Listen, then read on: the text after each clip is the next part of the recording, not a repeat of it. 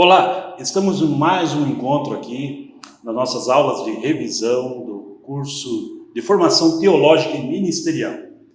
E dessa vez estou aqui para dar a aula de revisão do conteúdo de doutrinas bíblicas, certo? Esse aqui é o módulo Doutrinas Bíblicas, esse aqui é o livro deste módulo, Doutrinas Bíblicas, aonde nós vamos estar abordando sobre algumas doutrinas, né, porque outras partes das doutrinas bíblicas estarão em módulos separados, né, em módulos especialmente voltados para elas, certo? E esses módulos aqui, esse módulo aqui, ele vai trazer aqui 4 doutrinas bíblicas para que a gente esteja acompanhando. Também eu quero aqui te fazer um convite para que você venha conhecer, né, o Instituto Educ e a Faculdade Fael, onde nós temos aqui cursos tanto da área teológica como também das mais diversas áreas, área de educação, área de administração, área de engenharia, e você poderá estar participando. Então eu te convido a acessar, né, os contatos, com certeza vai estar aqui depois aqui nas legendas o contato para você fazer o contato e estar participando do nosso curso. Nós temos na área teológica o curso de formação teológica e ministerial, tanto nos níveis básico, médio, e também temos o curso de bacharel em teologia. Então eu faço esse convite especial para você, que com certeza você vai acrescentar conhecimento, informação e também formação na sua vida, tá bom? Então venha até o Instituto Educ e também que tem aqui a parceria com as faculdades FAEL. Bem, vamos lá para a aula propriamente dita. Uma introdução para que nós entendamos o que é teologia sistemática, né? Ou onde se encontram as doutrinas bíblicas. As doutrinas bíblicas se encontram dentro da área de estudo da teologia chamada teologia sistemática. O que é teologia sistemática? Ela é a teologia que divide, né, em sistemas as várias doutrinas existentes dentro da Bíblia. Então, por isso, essa teologia ela é chamada teologia sistemática, e dentro da teologia sistemática tem, né, o conteúdo das doutrinas bíblicas. Ao longo do curso, né, como nós dissemos, da formação teológica ministerial, tanto no nível básico como no nível médio, estudaremos todas as doutrinas bíblicas. Hoje serão 4, mas você estudará as outras doutrinas no decorrer do curso também, tá bom? Vamos lá. Poderíamos colocar como doutrinas bíblicas algumas, né, as principais, que nós vamos estudar hoje, que é a angelologia, doutrina dos anjos, antropologia bíblica, estudar o homem. O que a Bíblia diz acerca do homem? Sua formação, suas características. Quem é o homem? A martiologia. O que a Bíblia diz sobre o pecado, né? A doutrina do pecado. Soteriologia, que é a doutrina da salvação. O que a Bíblia diz acerca da salvação? Então essas são as doutrinas bíblicas que estudaremos hoje.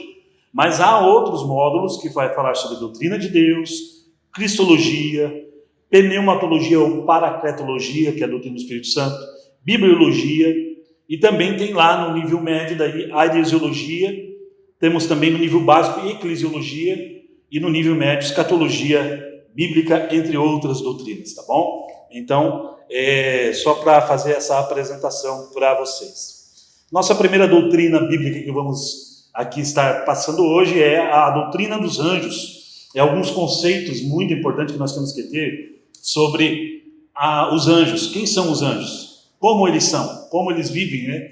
Tem um meme do Globo Repórter que fala, né? De um determinado personagem fala quem são eles, onde eles vivem, o que eles fazem. E é mais ou menos isso que nós vamos tentar passar nesses conceitos. Primeira questão que nós temos que colocar é que os anjos são seres criados. Eles não são autoexistentes, eles foram criados por Deus. Você tem a referência bíblica, né, em Salmo 148, os versos 2 ao 5. Também nós podemos colocar que os anjos não podem reproduzir, são assexuais, e o próprio texto bíblico vai comprovar isso em Lucas 20, 36. Por serem assexuados, não procriam, não têm relacionamento conjugal, certo? Os anjos não se casam, não se dão em casamento. Mateus 22, 30 vai dizer isso. E também desconhece a questão do crescimento, idade e morte, porque eles já têm, né, um perfil fixo, no caso por serem criados, né? Eles não passam pelo processo do crescimento como nós seres humanos. Outra questão também que nós podemos colocar dentro da angelologia é que os anjos, eles são seres espirituais puros, eles não têm carne, não têm um corpo físico como nós, certo? Hebreus capítulo 1, versículo 14 vai nos falar sobre isso. por não terem um corpo físico, não têm limitações físicas naturais. Eles têm um poder de locomoção muito rápido, né? Não são onipresentes, vamos deixar bem claro, porque não tem como eles estarem em 2 lugares ao mesmo tempo, ou mais lugares. Quando necessário, por permissão de Deus, né? Eles tomam uma forma física, que é a forma para que eles sejam visíveis à visão do homem, né? Do ser humano. E aí nós vamos encontrar o texto bíblico de Gênesis 19, versículos 1 ao 3, entre outros textos, né? Que vai nos trazer essa questão.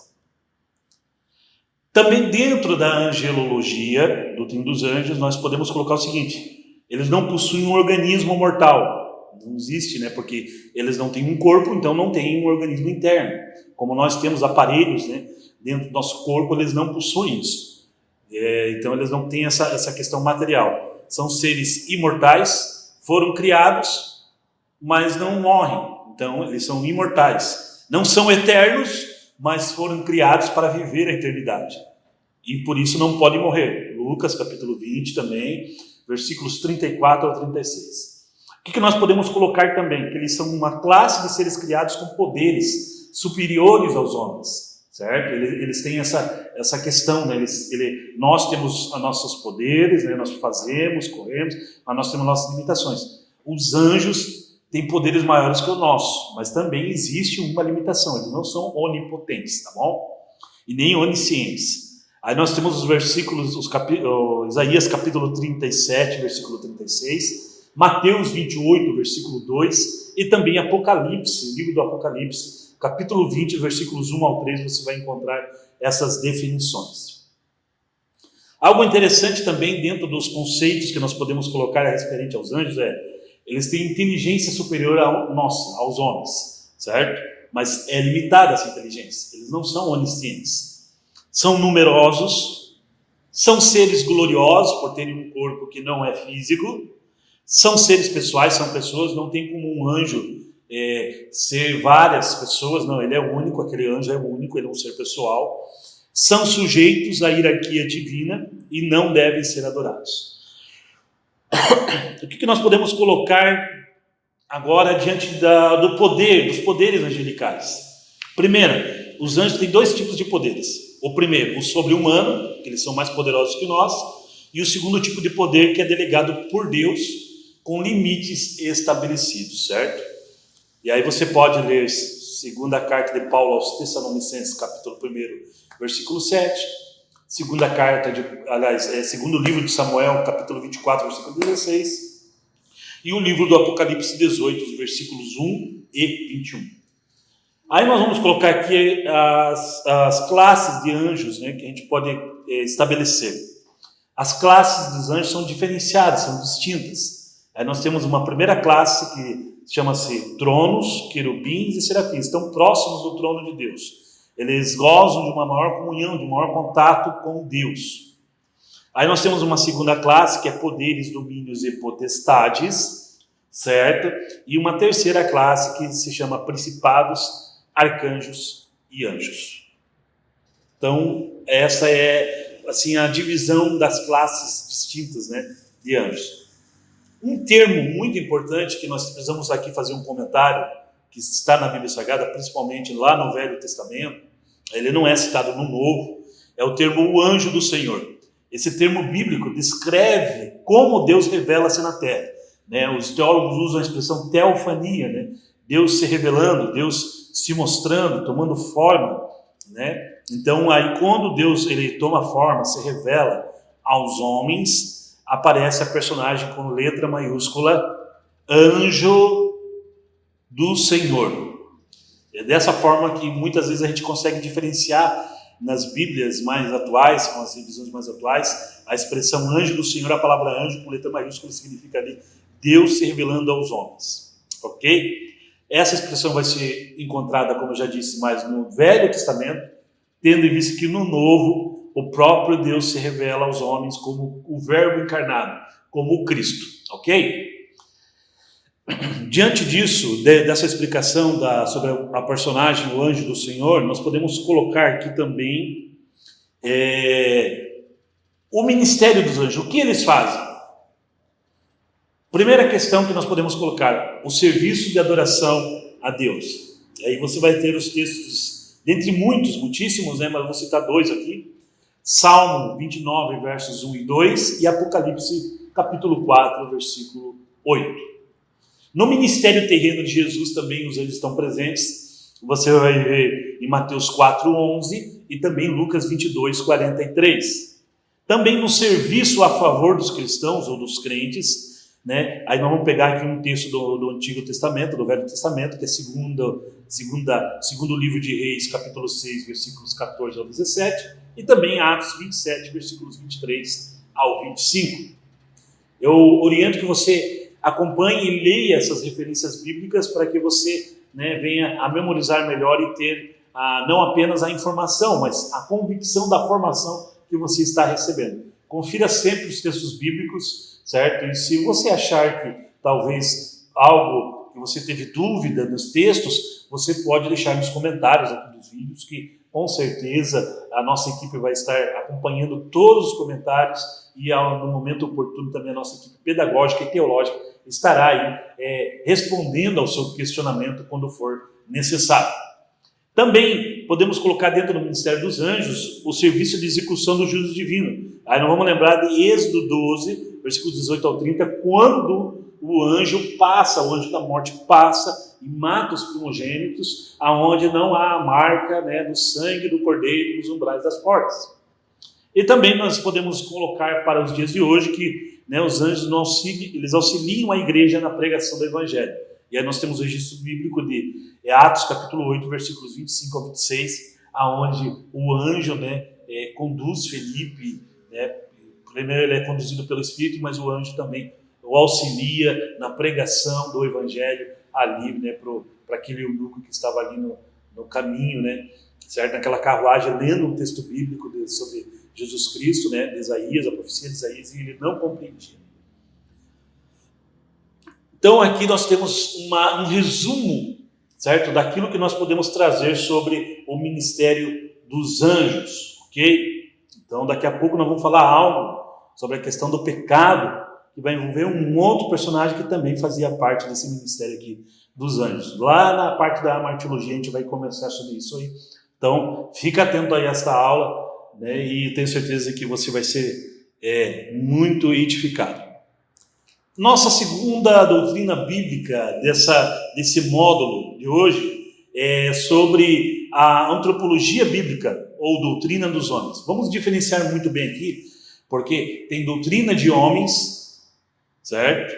Que quer dizer sistema religioso estabelecido pelos homens, que Paulo combatia muito, e tem a doutrina dos homens, que estuda os homens, certo? Que estuda o ser humano dentro da concepção bíblica, dentro do perfil bíblico. E aí a gente pode colocar que a antropologia bíblica trata o homem tanto na sua condição inicial, como depois da queda. Deus criou o homem para a sua glória.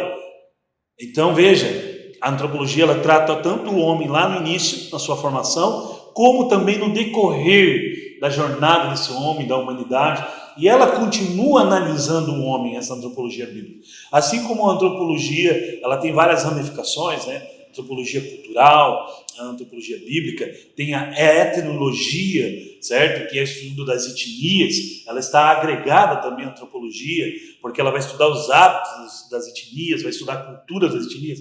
Então, é um estudo muito amplo sobre quem é o homem. E a antropologia bíblica ela vai fazer também essa análise sobre o homem.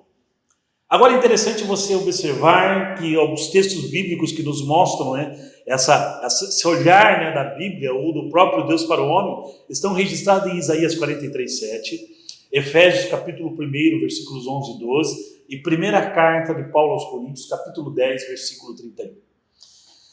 Dentro da antropologia bíblica, nós podemos colocar o seguinte, alguns conceitos, e o primeiro conceito que nós queremos colocar é o seguinte, que existem 3 correntes acerca da constituição do homem. 3 correntes. A primeira corrente, e a mais usada, é a tricotomia, que o homem é composto de 3 partes, corpo, alma e espírito. 3 partes praticamente separadas, distintas. Aí a dicotomia já diz que o homem é composto de 2 partes, corpo, que é a parte material, alma e espírito, que é uma única parte imaterial. E tem uma terceira, linha, que é a menos usada de todas, que analisa o homem como um ser único.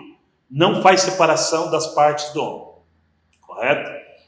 São poucas pessoas que oficializam, né, essa linha, mas muita gente acaba às vezes dizendo assim, vou morrer, não vai ter mais nada mesmo, não vou existir mesmo, vai acabar tudo. Então as pessoas geralmente, indiretamente, no seu senso comum, acabam meio que professando essa linha chamada monismo, né, onde trata o homem como único. Aqui temos um gráfico onde vai mostrar aqui, que a distinção das três partes do homem, né, que a alma não é espírito, o espírito não é corpo e o corpo não é alma. O homem é alma, o homem é corpo e o homem é espírito. Então veja, três partes numa única pessoa. Interessante isso, porque se a gente for olhar, é igual à questão da Trindade, que também é uma outra parte das doutrinas bíblicas que é muito interessante se estudar. Deus é uma única pessoa, mas que ele é composto e manifesta através de três, né? O Pai, que não é o Filho, que não é o Espírito Santo nem o Pai, e o Espírito Santo, que não é o Pai nem o Filho, certo? Então, veja que são três pessoas distintas, diferentes, e cada uma, né, no seu lugar, e Deus. Então, nisso aí a gente vê uma semelhança, né, entre Deus e os homens. A gente vê uma semelhança, porque Deus é um ser trino e o homem também é um ser trino, porque ele é composto de corpo, alma e espírito. Então, aqui nós temos um desenho, né, uma ilustração, né, mostrando o homem, a sua alma e o seu espírito. E há algo interessante aqui que eu quero compartilhar com vocês, porque o homem, ele tem o espírito, e ele foi dado com o fôlego de vida. Por quê? Porque a intenção do espírito é o canal de comunicação do homem com o sagrado, com Deus, certo? Nós que estudamos a Bíblia Sagrada sabemos que nós somos templo do Espírito Santo, mas aonde que o Espírito Santo vem habitar em nós? No nosso espírito. E tudo aquilo que o Espírito Santo, habitando no nosso espírito, comunica para nós, ele transmite à nossa alma, que é a sede dos nossos sentimentos, das nossas vontades, daquilo que nós pensamos, daquilo que nós sentimos. E a nossa alma comunica ao nosso corpo físico. Então tudo aquilo que a gente recebe, dons, manifestação do poder, é o Espírito Santo dando ao nosso espírito, o nosso espírito comunica a nossa alma, né, e a nossa alma filtra, porque daí, diante da nossa vontade, se a gente quiser, a gente fala, se a gente não quiser, a gente não fala, ou às vezes Deus nem mandou falar e a gente acaba falando, e isso é transmitido externamente através do nosso corpo. Por isso que há o texto lá na carta de Paulo aos Coríntios, numa das suas cartas, que diz que o espírito do profeta está sujeito ao profeta. Por quê? Porque o Espírito Santo não vai ser impedido de comunicar o seu espírito, mas a tua alma pode impedir que o teu espírito, né, de passar para frente aquilo que o teu espírito comunicou a ela. Então, o Espírito Santo vai comunicar o teu espírito, mas o teu espírito vai estar sujeito à tua alma, porque é a tua vontade, é o teu desejo.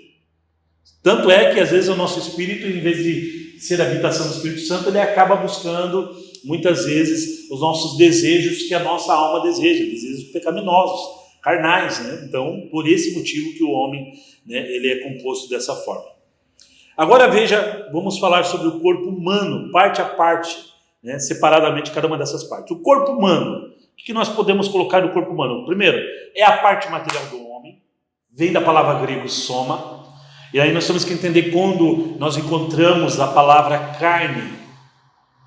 Na Bíblia nós temos duas expressões. Carne pode significar corpo, e aí vem da palavra grega soma, como está aqui, ou quando você encontra a palavra carne, e no grego vai estar sarx, que quer dizer desejo, natureza, entendeu? Então, quando você pega uma Bíblia lá que está escrito carne, lá embaixo, nos comentários, essa palavra carne significa sarx, você vai entender que não está falando do teu corpo físico, está falando dos teus desejos, da tua natureza pecaminosa. Por isso que quando fala ali as obras da carne, na carta de Paulo aos Gálatas, capítulo 5, as obras da carne quer dizer as obras do teu desejo pecaminoso. Ali é a palavra sarx, não é soma. Certo? Agora, quando diz que o nosso corpo é o templo do Espírito Santo, ele está falando soma. Tá? Então, algumas diferenças na expressão aí, quando se refere ao corpo humano. Ele serve como habitação do Espírito, como nós falamos. Ele é formado do pó, conforme Gênesis capítulo 2, versículo 7. e retorna ao pó, conforme Eclesiastes capítulo 12, versículo 7. O que nós podemos aprender também, que temos aqui, que é alguns aspectos morais que a gente pode colocar dentro dessa estudo, né, da antropologia bíblica. Primeiro, aspecto moral do homem, é o intelecto dele. Certo? A moral dele é composta pelo intelecto. Por quê? Porque pelo intelecto ele vai distinguir o certo do verdadeiro, o falso do verdadeiro, o certo do errado. Também vai ter as emoções, porque as emoções, mesmo que ele saiba o que é certo, as suas emoções é que acabam indicando o caminho, né, da decisão que ele vai tomar. Entendeu? Então muitas vezes a gente acaba tomando as decisões erradas, porque as nossas emoções nos levam a um caminho errado. É por isso que a Bíblia vai dizer em Romanos 12, verso 1 e verso 2, que nós devemos prestar um culto racional. Não pode ser movido, não pode ser mecânico demais, né? Mas também não pode ser levado ao emocionalismo. Porque se nós levarmos a nossa emoção de forma extremada, de forma exagerada, num desequilíbrio, lá na frente a gente vai ver que na realidade a gente não estava prestando culto a Deus, mas sim a gente estava vivendo ali um êxtase naquele momento. Aí temos a vontade, que é a decisão efetiva, é a decisão tomada. E a consciência, que aplica a lei moral de Deus. Se for uma decisão certa, você vai ter paz, né? Tua consciência vai estar tranquila. Se for uma decisão errada, você não vai estar com a tua consciência tranquila até que você corrija aquela situação, né, diante de Deus e também diante dos homens. Alguns conceitos sobre a alma humana. Ela é imaterial e vem da palavra grega psique, certo? Não deriva de nenhum material pré-existente. O corpo derivava do pó, certo? A alma não. É a sede da nossa personalidade e onde nascem os nossos sentimentos. Também é considerado o sopro divino, correto? Por quê? Porque a alma foi concedida ao homem, juntamente com o espírito, ali quando Deus sopra o fôlego de vida. É o princípio inteligente que anima o corpo, né? Porque é onde vem nossa vontade, nosso desejo, nossas alegrias, nossas emoções. Então o corpo ele vai se trabalhando conforme a tua alma está sentindo. Se a tua alma está alegre, o teu corpo vai estar alegre. Se a tua alma está abatida, triste, o teu corpo vai demonstrar tristeza. E podemos colocar também que a alma vai utilizar esse corpo para que ela possa sentir, né, a questão do corpo físico, do mundo físico. E aqui eu quero voltar lá naquele desenho. Faz-se o sentido inverso agora. O corpo físico sente os cheiros, vê e informa a alma para que ela venha ter os desejos. Lembra de Eva lá no Éden? Eva olhou, usou a visão, olhou para o fruto do conhecimento do bem e do mal. Quando ela olha, adentra na sua alma o desejo de se alimentar daquele fruto, correto? Então veja que o corpo físico, ele que vai alimentar a alma referente a tudo aquilo que tem. E a alma, dependendo do seu desejo, da sua vontade, também vai passar isso ao espírito. E aí isso vai indicar se no teu espírito vai estar sendo dominado pelo Espírito de Deus, que é o Espírito Santo, se vai estar dominado pelo teu espírito humano mesmo, pelos teus desejos carnais, ou se vai estar dominado pelo adversário. Então, aí nós temos esse conceito da alma humana. O espírito humano, ele é um dos elementos imateriais também do homem, juntamente com a alma, vem da palavra grega ruach e deriva também do verbo respirar ou soprar. Por quê? Porque tem a ver, né, e vem também a palavra pneuma, né, certo? Ela tem a ver, a questão do espírito tem a ver com o sopro que Deus colocou sobre Adão quando soprou o fôlego de vida. Que vamos lembrar, colocou tanto nele o fôlego de vida como a alma e o espírito. Veja, então Deus ele estabelece através do sopro. Algo idêntico Jesus faz lá em João capítulo 20, porque aqueles homens eram os seus discípulos e se tornariam, né, e também foram separados como apóstolos, né, para serem enviados para uma missão, mas até então eles tinham alguns receios ainda.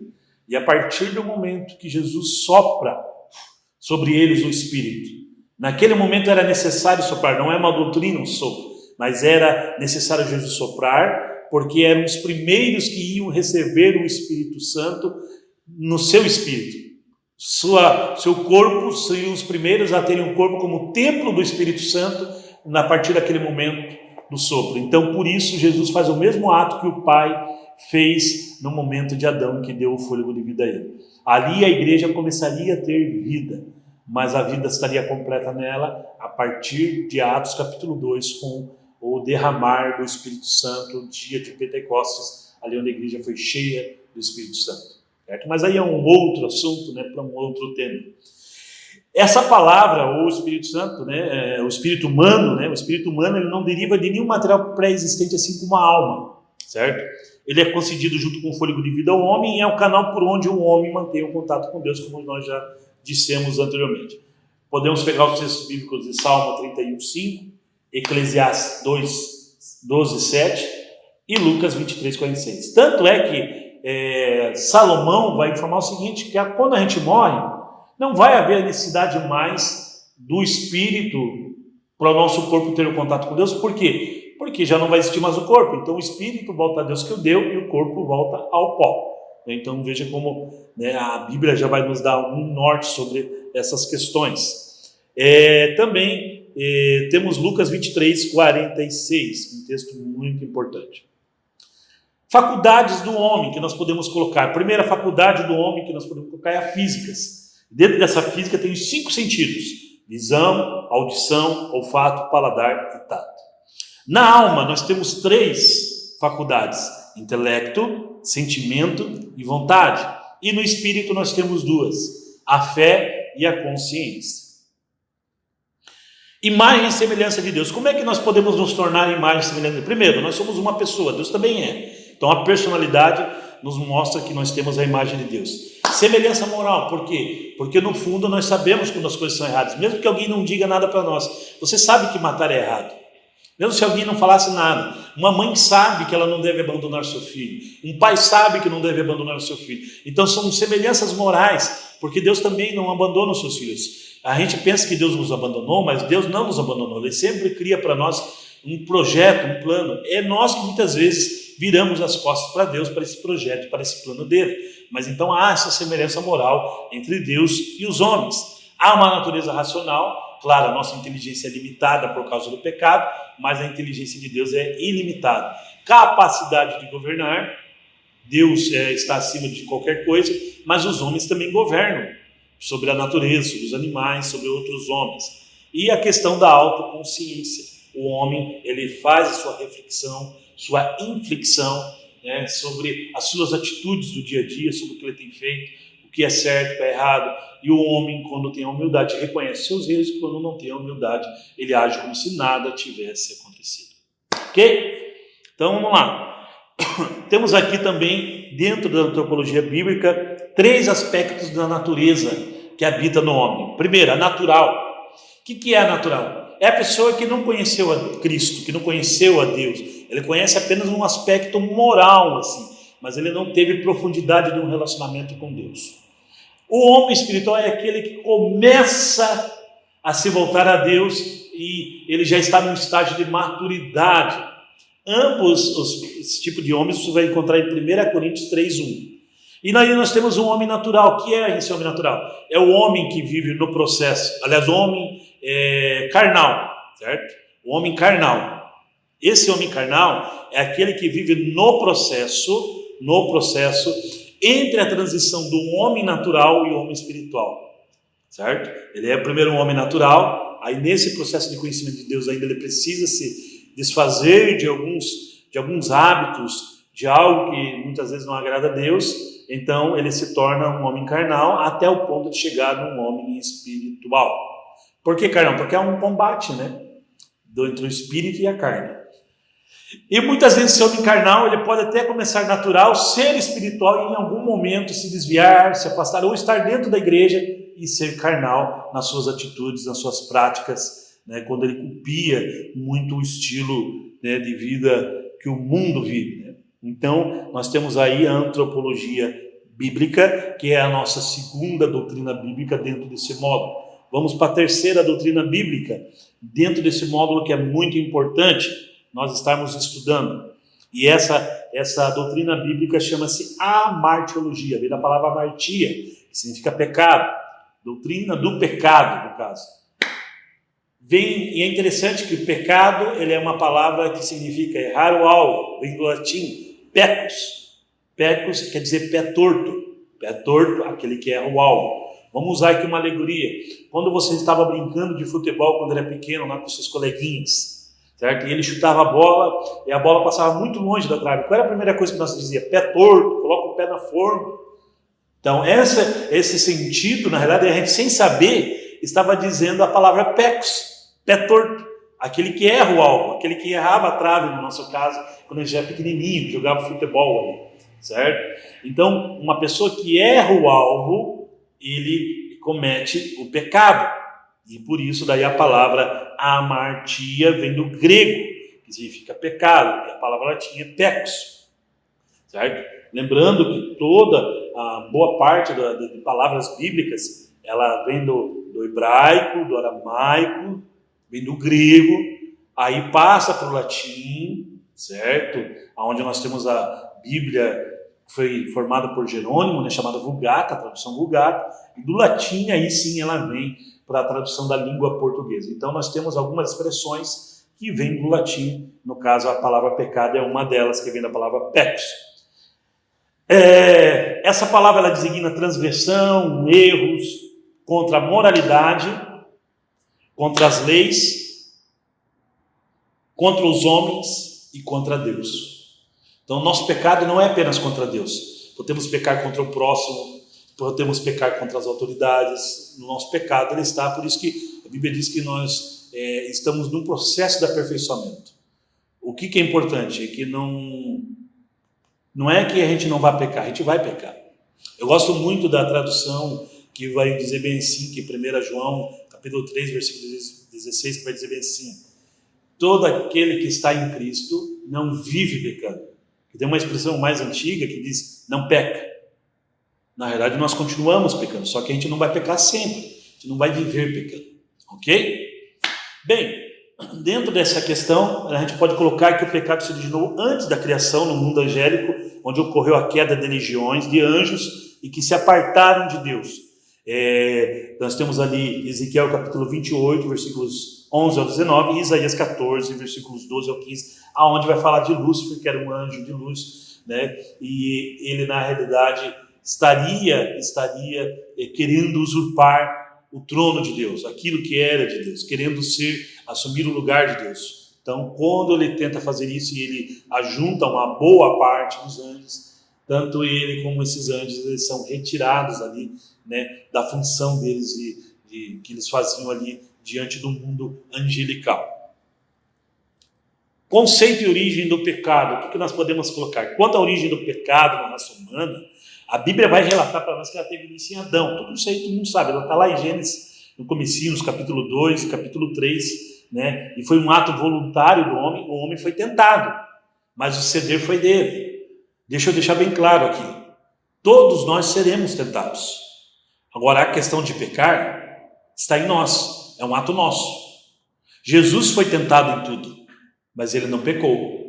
E nós temos que batalhar para que a gente não venha correr o risco de pecar, né, infelizmente, quando for tentado.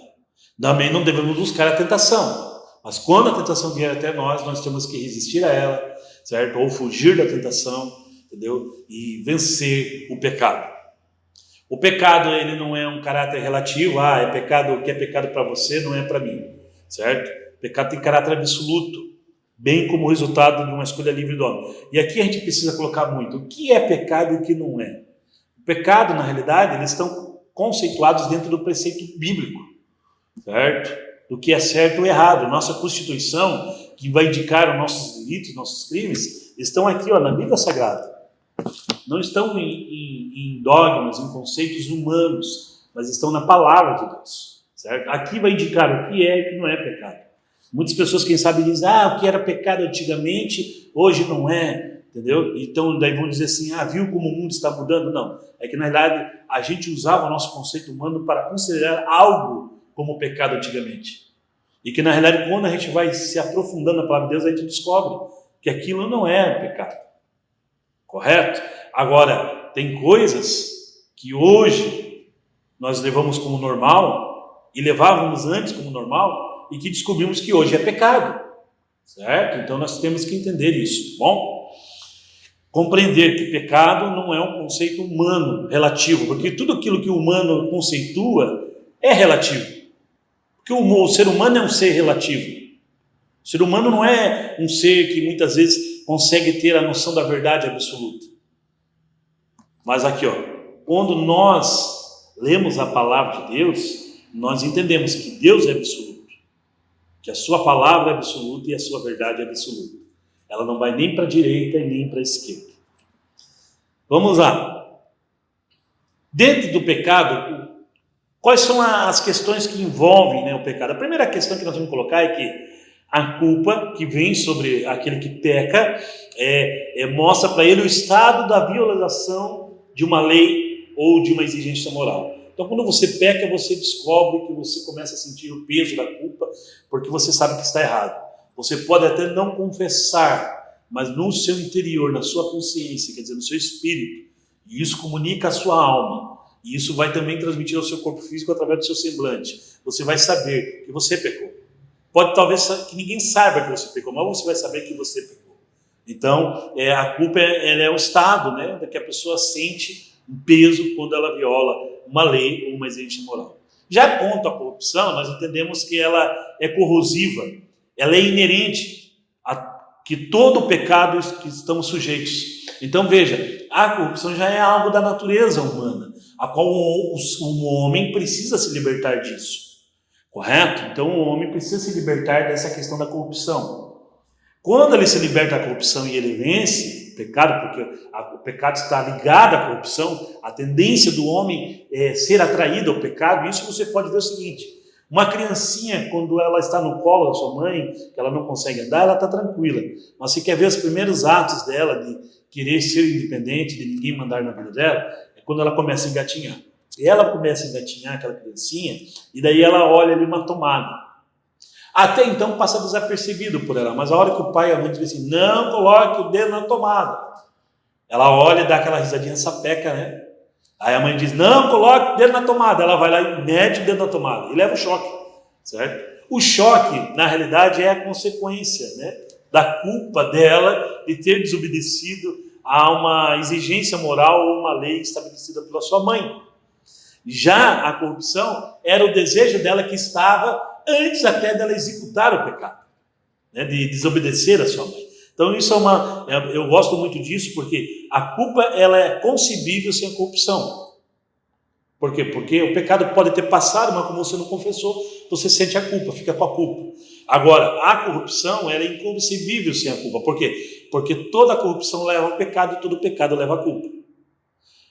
E a culpa que às vezes nós sentimos, muitas vezes, às vezes não é referente nem a um pecado nosso, mas é o nosso estado, porque nós originamos, nós herdamos isso de Adão. Então, às vezes a gente já carrega a culpa porque o peso daquilo que a gente herdou de Adão acaba fazendo a gente ter o sentimento de culpa. Então, às vezes vai ter situações de culpa e que não vai estar o pecado ali. Quer ver um exemplo? Pessoas que sofrem, às vezes, abusos sexuais, violência doméstica, essas pessoas, elas foram as vítimas, mas elas têm um sentimento de culpa sobre elas, mesmo tendo sido vítimas. Então, nesse caso, há um sentimento de culpa, mesmo sem a pessoa ter pecado ou ter a corrupção prevalecido sobre ela. Então, por isso que às vezes a culpa ela pode acontecer sem a corrupção, sem a pessoa ter pecado. Agora, todos que pecam sentem o peso da culpa. Ok? Dentro da martiologia, nós podemos dizer assim que o pecado não reside nas faculdades da alma, mas em um órgão dela que a Bíblia descreve, como o coração. E aí esse local chamado coração, onde nasce o desejo do pecado, é aí que se espalha para o intelecto, para a vontade e para as emoções. E a partir daí, para todo o homem, tanto para o seu corpo como para o seu espírito. O pecado ele não é apenas atos, mas também pensamentos e sentimentos. Mateus capítulo 5, versículos 22 ao 28, Romanos 7, 7 e Gálatas 5, versículos 17 e 24. Então dizer e julgar alguém que fez algo como pecador é muito fácil para nós, porque nós julgamos o que os nossos olhos viram e o que os nossos ouvidos ouviram. Mas e os pecados que estão no coração do homem, na alma do homem, que estão encobertos?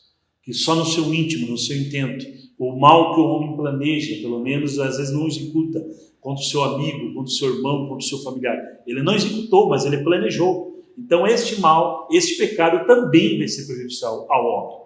O pecado, ele estendeu-se a todos os homens, é universal, né?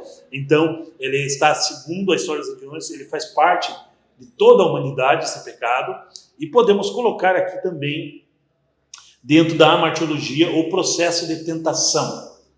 Primeira coisa que a tentação vai trazer para o homem é o sentimento de privação dele, né, diante de Deus, ele vai se sentir privado.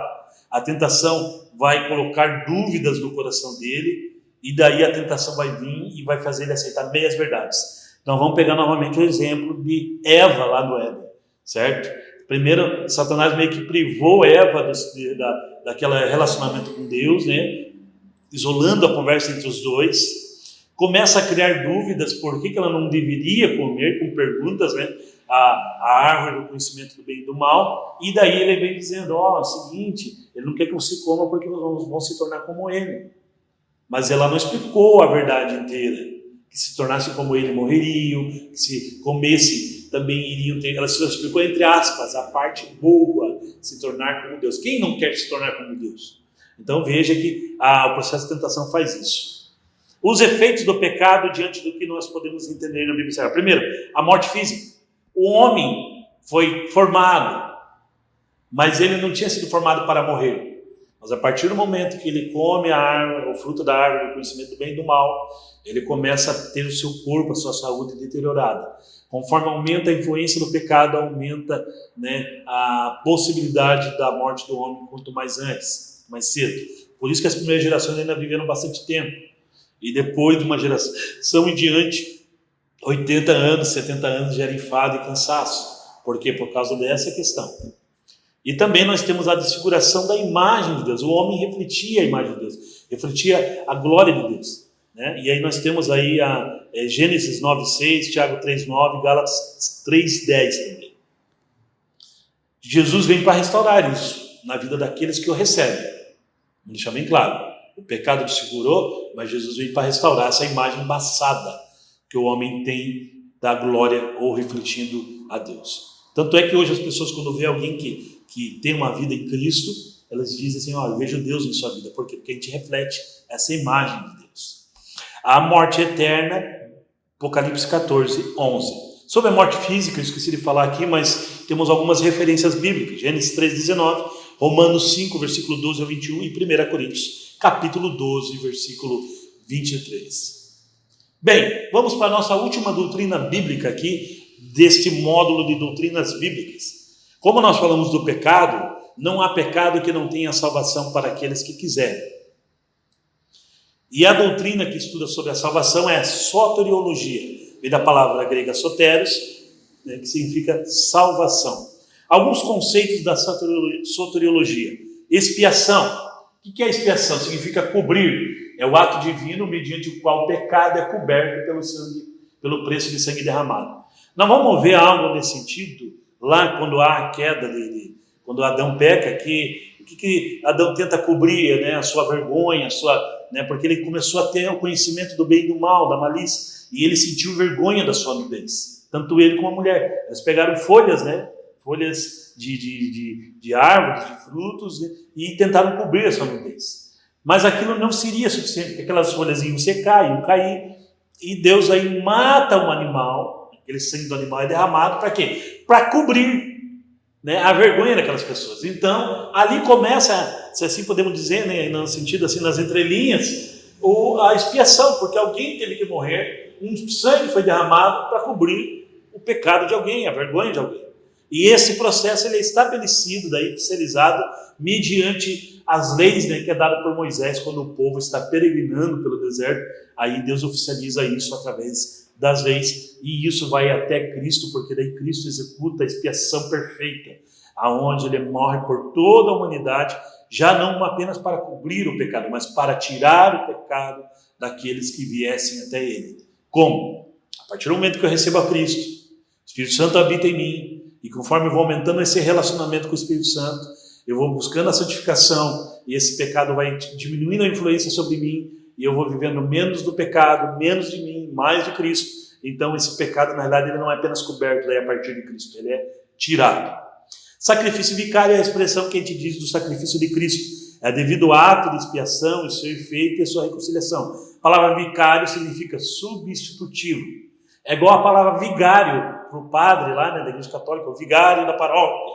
O vigário é aquele que está ali substituindo, no caso lá, o Papa da igreja, ou representando Deus. Então, Cristo estava nos representando naquela cruz. Muito importante a gente ter isso em mente. O sacrifício de Cristo é o preço de um resgate pago, certo? Devido à dívida do homem com Deus, devido ao pecado. O sacrifício de Cristo não é para pagar o preço do pecado a Satanás, não. A gente é escravo de Satanás por causa da nossa natureza pecaminosa, mas o preço da dívida era com Deus, porque nós ofendemos Deus através dos nossos pecados. Então, por isso é muito importante nós guardarmos isso, que não se paga o preço. Cristo não pagou para Satanás a dívida, não.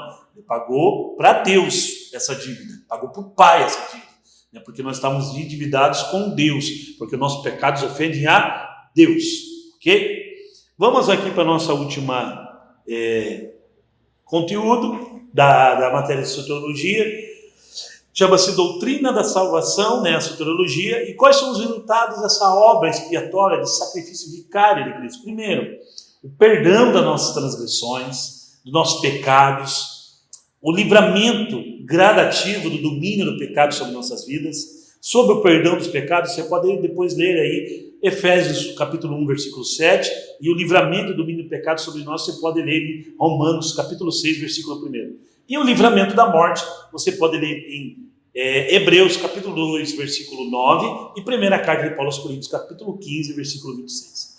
Componentes da salvação. Primeiro começa com a conversão, aonde você estava indo em direção ao inferno, daí você dá a meia volta, 180 graus, tá?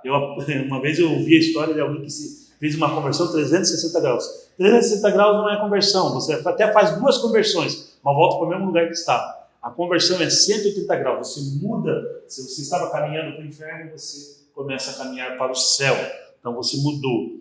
Essa conversão, ela é gerada por causa de um arrependimento, sentimento de culpa, mas que não vai ficar apenas na culpa, vai ficar aí sabendo que você precisa se voltar a Deus, e por isso você faz a conversão, certo? Porque daí você se arrependeu e vê a necessidade de se voltar a Deus, tá? Aí você cria uma fé salvífica, que é a tua fé, para que você seja salvo crendo que o sacrifício de Cristo foi por você. É muito importante isso, você crer que mesmo diante de todos os pecados que você tem cometido, os piores pecados que você tem cometido, o sacrifício de Cristo, ele perdoa, ele te purifica de todo o pecado. Isso é fé salvífica. A partir da fé salvífica, há o processo da justificação. Justificação, o que é? É você saber que foi pago um preço por você, a redenção. Saber que a partir daí você vai ser, através do Espírito Santo, gerado uma nova criatura em você. Você não vai ser mais aquele homem natural, você vai ser um homem espiritual, certo? E você vai ter a convicção de que, por adoção, você é filho de Deus. Eu gosto muito do texto do Evangelho de João, capítulo 1, quando ele diz bem assim: e veio para os que eram seus, mas os seus não receberam. Mas deu-lhes poder para serem feitos filhos de Deus a todos quantos o receberam. Se você recebeu a Cristo em sua vida, você pode ter a convicção que por adoção você é filho de Deus. Talvez você não tenha o sangue, né? Porque o único que tem o DNA dele é Cristo. E por isso ele é o primogênito e unigênito, porque ele é o único, da mesma essência do Pai. Mas nós, por adoção, por intermédio de Cristo, somos filhos dele. E deixa eu dizer, ele não faz distinção porque somos filhos de adoção, porque ele é um bom Pai, ele é um Pai maravilhoso. Aí nós temos a reconciliação. Por quê? Porque o pecado nos tinha afastado de Deus. E a salvação, ela nos aproxima de Deus. E quando a gente achava que Deus não... Porque quando você vive assim uma vida de pecado, você tem um sentimento de que Deus não ouve a sua oração, que Ele virou as costas para você. Mas Deus nunca virou as costas para você. Quem virou as costas para Ele fomos nós. E a partir do momento que a salvação opera em nós, nós nos voltamos para Deus. Ele mesmo diz: se volte a mim, se vire para mim, venha a mim, vinde a mim. Por quê? Porque quem está afastado somos nós. Mas a partir do momento da reconciliação, a gente se aproxima dele. E quanto mais próximos dele a gente fica, maior a influência do processo de santificação sobre as nossas vidas. E a partir do momento que a gente atinge o ápice do processo da santificação, a gente chega na glorificação.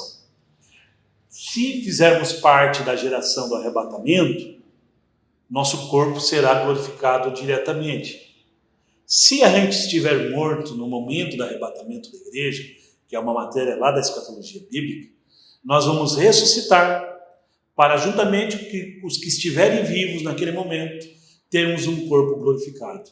E aí inicia-se o processo da glorificação. Aqui nós estamos sintetizando, resumindo, dando uma, vamos dizer assim, uma lembrada em vocês, certo? Sobre esses conteúdos dessas 4 doutrinas bíblicas, certo?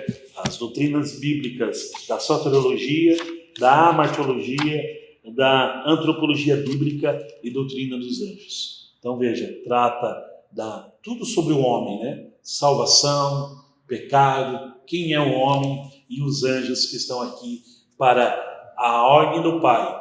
Está estabelecendo algo que for necessário para nos auxiliar também, nos ajudar diante dessa caminhada.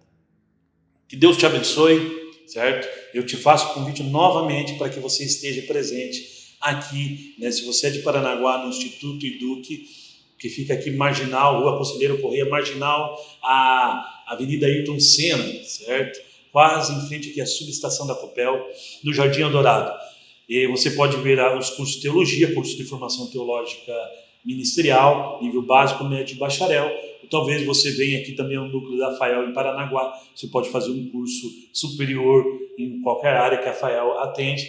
E lembre-se, estude teologia não para querer ser pastor simplesmente. Estude teologia para ser uma boa ovelha, uma ovelha instruída.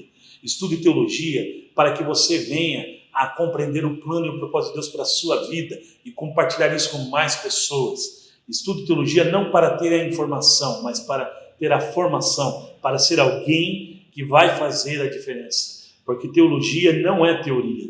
Teologia, como diz essa camiseta aqui, se você vier aqui, você, quem sabe, pode até adquirir essa camiseta, teologia se vive. Que Deus te abençoe. Até a próxima aula de revisão, em nome de Jesus.